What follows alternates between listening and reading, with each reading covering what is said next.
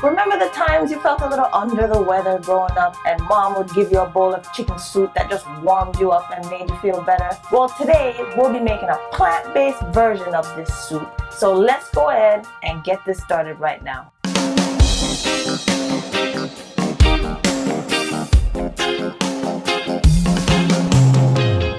Greetings everyone, Crystal here with Carib Sunsations, and today we'll be making banana blossom and kelp noodle soup. Let's go guys, get your notepads and let's get started. The ingredients that you will need for this recipe are as follows: split peas, banana blossoms, kelp noodles, zucchini, yellow squash, pumpkin, broccoli, okra, thyme, tomato, yellow onion, red onion, coconut milk, pimento, onion powder, and garlic salt. Let's begin by soaking our split peas. You want to leave them soaking for a good couple of hours. It'll cut down the amount of time it takes for the peas to be well cooked. After they have been soaked, we're going to drain and rinse them thoroughly. Go ahead and rinse the split peas. Don't be afraid to really dig through so the peas get a good rinse. Anything that does not look like split peas should be removed and discarded.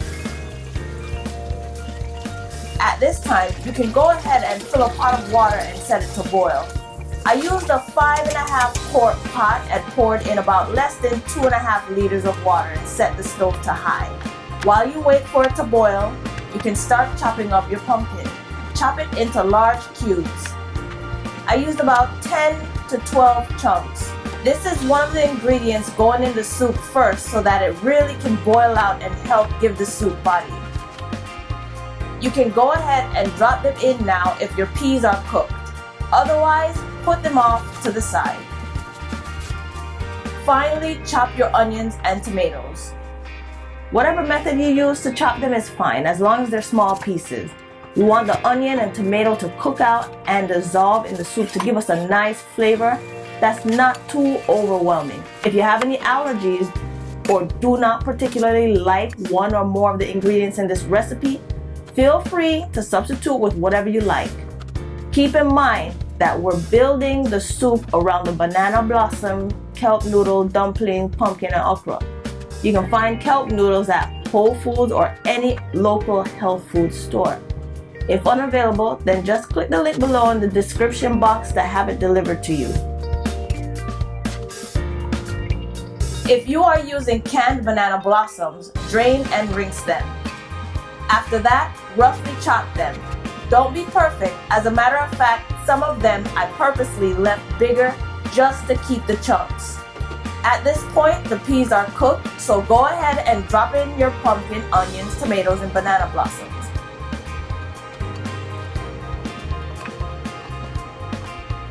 Turn down your stove to about medium level.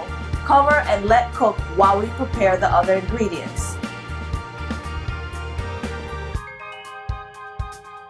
Give it a good stir and add in a bunch of thyme. Now we're going to add our kelp noodles.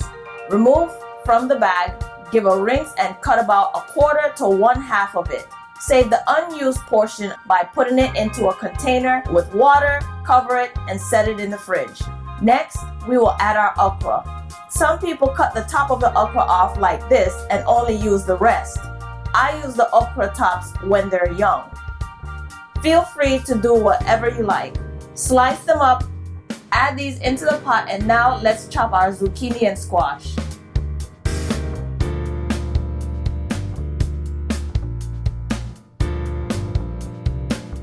We put these in later because they don't take long to cook. We simply cut across down the center, then lay them on their sides, chop it into small pieces and add to the pot. Stir and cover. Allow to cook for about 5 to 10 minutes.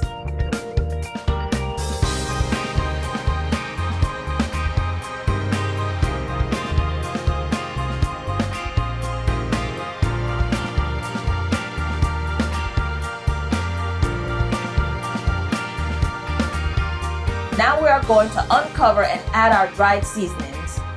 Begin by following the recipe in the description box below. And towards the end, taste it and see if it's to your liking. In our house, we tend to use a lot of spice and flavors from typical island dishes. If you like rich and full flavor profiles reminiscent of the islands, then you are in the right place. If you're enjoying this video so far, then please don't forget to click the like button and be sure to click the notification bell so that you can stay connected when we upload new videos. At this point, you can test a little of the soup broth to see if it's to your liking. You can either leave it at this point or adjust your seasoning balance. Remember that this is just how we do things and we are just giving you a guide. Once you have a solid base, feel free to be creative and experiment with different spices and flavors.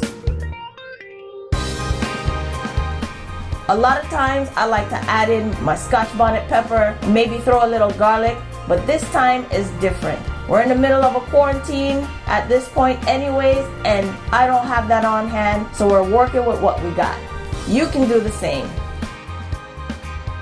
Stir often and keep the cooking temperature to around medium. Add your coconut milk and sea moss gel.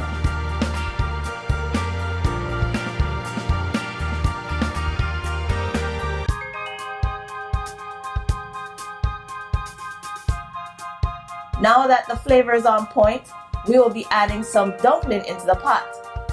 We typically use spelt flour or some other ancient grain for a flour base. There are also many gluten-free options out there.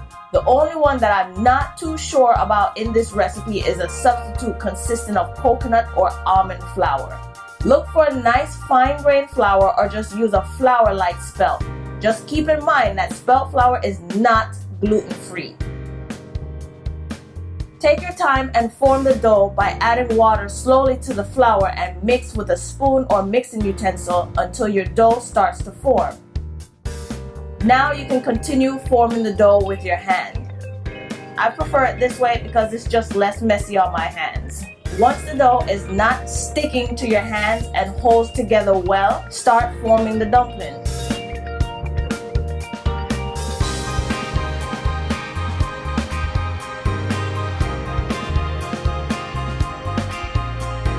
Simply break a piece off of the dough, roll it into a ball, place it in the palm of one of your hands, take your other hand, flatten it a little bit, just slightly, not too much. Then take the dough and place it in between your thumb and fingers of one of your hands. Use your other hand to cup the dough while you turn the dough with your other hand, slightly putting pressure with your thumb as you turn. This creates a slight indentation in your dumpling. Now, you can make your dumplings any size you want. I do them really big sometimes, I do them smaller. A lot of times I just do them a little bit smaller than the palm of my hands. Once you're done forming your dumpling, go ahead and drop it in the pot and simply repeat the process until the dough is finished. Here's a tip, guys. If you don't want to use cornmeal to make your cornmeal dumpling, remember how you used to eat cornmeal dumpling back in the day?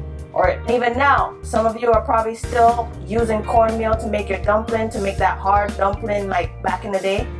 Instead of cornmeal, go ahead and add amaranth grain or teff grain into your flour. Now the good thing with this soup is that a lot of things are beneficial to your gut and digestion. So you have things like the zucchini, the squash, okra are great for those of you who have any kind of digestion issues, any kind of gut issues. These are the kind of things that you want to consume.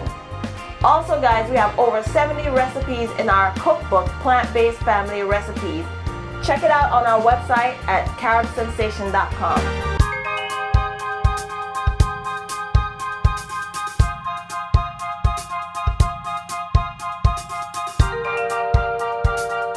Cover the pot for another 10 minutes and then we will check on the soup again. Now this is what the soup is supposed to look like.